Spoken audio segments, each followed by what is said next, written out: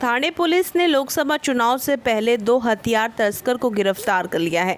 Police ने आरोपी के pass से 4 पिस्तल, 2 देसी कट्टा, 18 कारतूस और 1 मैगजीन बरामद की है। पूछताछ में पुलिस को पता चला कि एक आरोपी हत्या के मामले में 11 साल जेल में था। वह जमानत पर बाहर आने के बाद हथियार बेचने का धंधा शुरू किया है।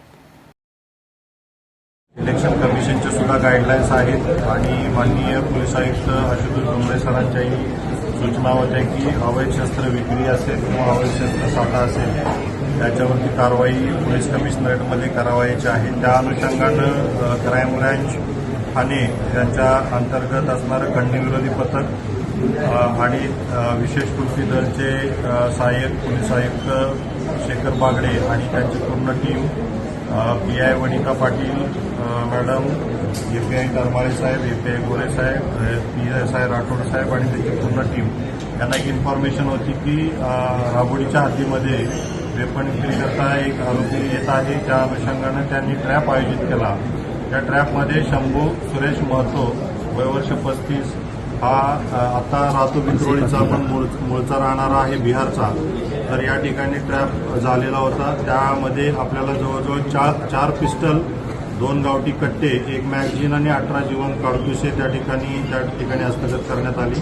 याची जवळजवळ किंमत 3,40,000 याची किंमत आहे टोटल।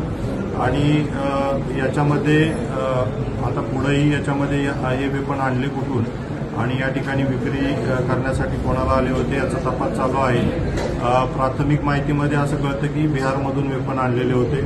तर अतिशय चांगलं काम इलेक्शनच्या पार्श्वभूमीवर असेल क्राईम ब्रँचनं खंडणीविरोधी पथकाने या ठिकाणी केलेलं आहे आणि पुढील काही माहिती आहे त्या अनुषंगानं पुढील आरोपी आपण याच्यामध्ये अरेस्ट करणार आहे आणि याच्यामध्ये आणखीन काही वेपन मिळतात का त्याचाही तपास चालू आहे। बॅकग्राऊंड काय आरोपीचा?